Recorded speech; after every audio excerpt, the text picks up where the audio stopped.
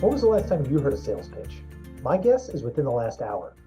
Pick your social media, Instagram, TikTok, Snapchat, even standard old cable or radio. They're all full of sales pitches. These products will make you cool or more efficient or healthier. The list goes on and on. This modern form of advertisement and marketing of products and goods emerged at the end of the 19th century and has been evolving with us ever since. But selling products, attracting customers, recruiting participants, that's a tale as old as time. It turns out recruiting individuals to the colonies in North America was just such a recruiting effort. Often called promotional literature, sponsors and organizers of colonies wrote letters and journals intended to promote investment and settlement in North America. Today, we're going to be looking at one of those documents, William Penn's letter recruiting colonists from 1683. Specifically, I want to look at the document and talk about how historians think about documents like this and what we can learn from them. After receiving a grant from the English King Charles II in recognition of his father's service to the crown, Penn formed a joint stock company and began the process of recruiting colonists for his settlements in the territory he called Pennsylvania. This letter was an attempt at recruiting individuals to come over to North America, risking the voyage, risking settlement in the New World. So let's take a look at how he went about trying to get them to join him.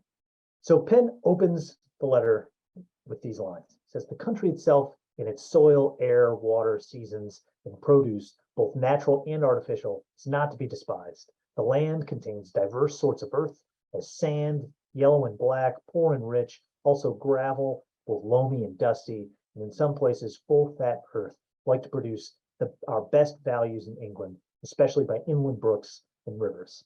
So what's he calling out here? The soil. Why is the soil important? Well, if you're going to come over and you're going to farm in this territory, soil is the one thing that you know is going to be critical to the success of your farming. So the first thing that he's trying to conjure up is that these lands are bountiful, that they're going to produce plentiful crops, and that they're attractive. And so he's really trying to paint a picture of, look, this land is a land of plenty. It's prosperous, it's wonderful, it's here to be farmed, and it's here for you to come and to produce your life that you have in England, except more bountiful, more opportunity. And he's painting it in this beautiful, sort of idealized way. That's important for, again, recruiting. So if you think about advertisements that you may see, what you see is an idealized version of what your life will be like once you purchase this item. But the reality is often different, right? He's doing the same thing here. If you look, I have a postcard here from the early part of the 20th century. It's this beautiful, sort of idealistic, romantic, even a landscape of Pennsylvania.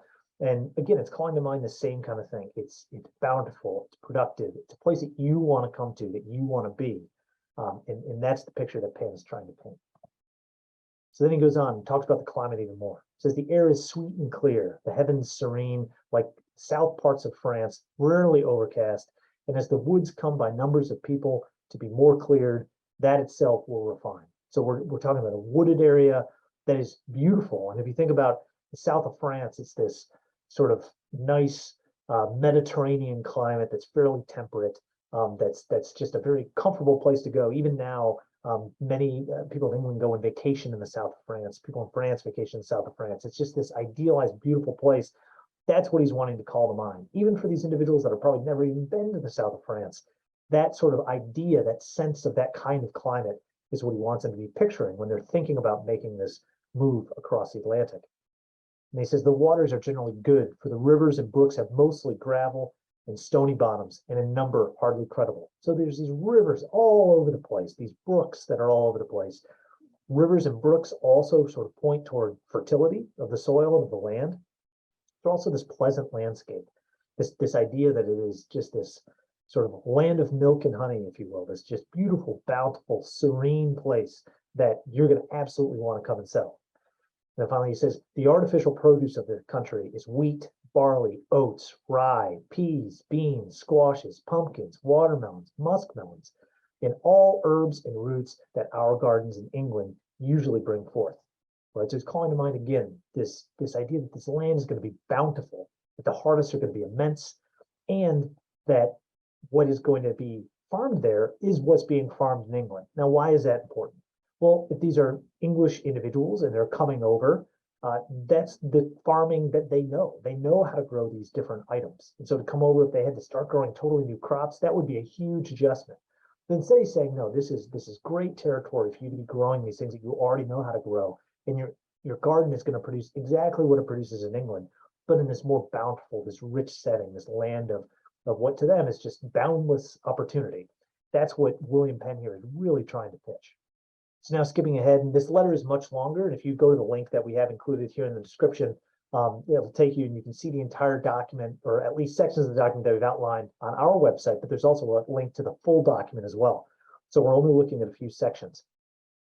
But here, I think, is another interesting point, and this is where Penn goes next. He says, and for the well government of the said counties, courts of justice are established in every county with proper officers as justices, sheriffs, clerks, constables, etc., which courts are held every 2 months.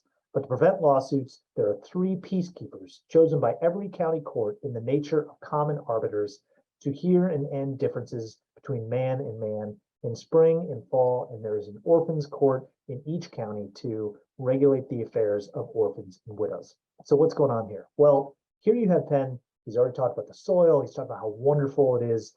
But what also is important is how are you going to sort of live your life? What's going to protect the land that you have? What kind of system is going to be in place for sort of governing the day-to-day interactions that you have with your neighbors and the people around you? Well, here we're talking about laws. And so not only is in courts and systems of governance, right?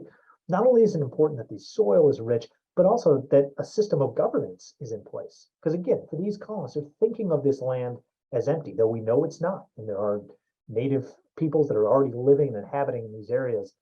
But from the perspective of Penn, who's coming over, and many Europeans, their idea was that this was a new world that they were populating. And if you want to know more about the New World, check out the video that we did last week, thinking about that term and what that means. But their perspective is that that's what they're coming into. And though they talk about interactions with different native peoples within this letter, most of it is always that they are there, but that's sort of an aside thing. But here we're talking about setting up governance, what it's going to mean for them to come to this land and live there. And this is sort of establishing what for them will be their communities and their counties. So the fact that that is a part of this sort of letter, that's this idealized beautiful, painting of what this colony looks like and is going to feel like and what it's going to produce, that they include laws here shows that that is also something that is important to the people who are thinking about coming over to North America. So what can we learn from a document like this? So if we're putting on our historian hat, why are we looking at something like this? Well, a few reasons. One is what I was just talking about, perspective, right? This is written by whom? William Penn. To who? Well, other individuals who he's trying to recruit to be a part of his joint stock venture to settle in Pennsylvania. So what does that audience tell us? Well, it tells us that there's a particular perspective that's being given to us, and we can understand how it is that these individuals were thinking about making this jump and what it was that was enticing them to do so. And so we can see that it's agriculturally based. We can see that it's going to be common with England, a similar climate that's important. And it's going to have laws and a justice system that is going to align with what they're used to in England, right? So you can start to get a picture for how it is that these individuals who are thinking about emigrating to North America are making this calculation. What matters to them? How are they organizing their lives to do so? That's really important. That tells us something about those people. It tells us something about how it is they're thinking about this. Again, thinking about that climate aspect is really important too. That the climate is similar to what they're coming from in England means that they're not going to have to adapt. You can imagine if they were going to, say, the southwest of the United States, right, where it's much more dry and arid climate, what they would do there would be very different. And so, that would be a much rougher adjustment, much more challenging to try to figure out.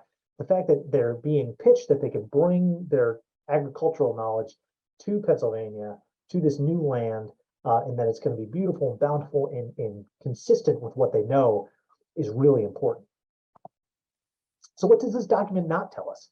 Well, it doesn't tell us what the perspective was for native peoples who are already in the New World. It doesn't tell us about other colonists who are already there, how they thought about this Pennsylvania colony. Maybe if Penn is writing to other colonists who have already settled in, say, Virginia, maybe he would have changed the way that he worded this. That kind of communication is missing here. It also doesn't tell us what happened. What was the experience of individuals like when they got here? But we've gotten from clues in this document certain things that we could follow up on. How bountiful were the harvests? Did it meet expectations? What was the average life expectancy for individuals coming over?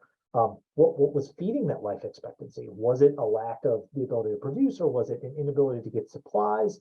So all of those different parts and pieces we can start to put together to form a history, meaning an understanding of what it was like to live during this period and what it was like to actually come into contact with this. Because oftentimes the idealized way that something is being pitched to us is not actually the way that it plays out.